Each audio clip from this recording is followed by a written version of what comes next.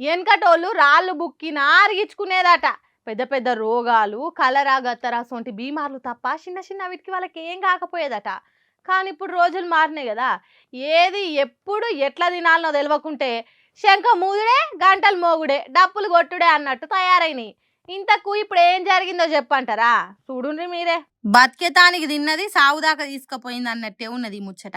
ముంబై పదోనియా అనే ఏరియాలో ఉండే ఓ కుటుంబమే చచ్చిపోయిందట పుచ్చకాయ తిన్నందుకు. ఏంది పుచ్చకాయ తింటే చచ్చిపోతారా?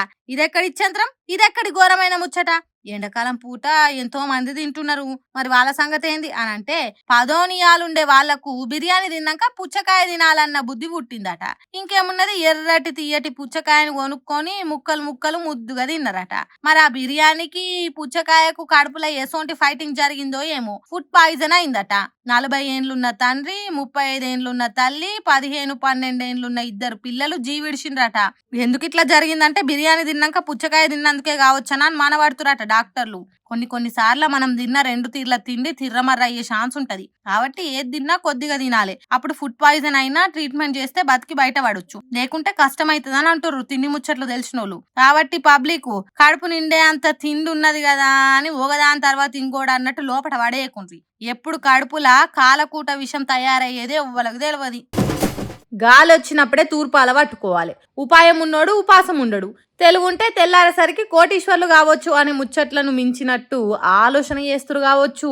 ఆయిల్ వ్యాపారం చేసేటోళ్ళు మందిని నిండా ముంచుడు ఎట్లనో పబ్లిక్ జేబులలో పైసలు గుంజుకునుడు ప్లానింగ్ చేస్తున్నారట. ఇప్పుడు 4 రాష్ట్రాల ఎన్నికలు జరుగుతున్నాయి కదా, సెంటర్ సర్కార్ ఓట్లు అయిపోయేదాకా ఓపిక పట్టి ఎన్నికలు అయిపోగానే ఏకదం రేట్లు పెంచుతుందని అంచనాకు వచ్చిండ్రట. అందుకే ఇప్పుడు పెట్రోల్ డీజిల్ అమ్మితే కొద్దిగానే లాభం వస్తుంది. కొన్ని రోజులు నో స్టాక్ బోర్డులు పెట్టి ఉన్న స్టాకు నిల్వ చేసుకుంటే కాసుల వర్షం కురుస్తుంది. కామన్ పబ్లిక్ దగ్గర కాదన్న పైసలు వస్తాయి. అందుకే అదును చూసి పెట్రోల్ డీజిల్ అమ్ముడు ఆపాలననే కక్కుర్తి పబ్లిక్ ను గిన్ని పాటలు పడేటట్టు చేస్తున్నదట.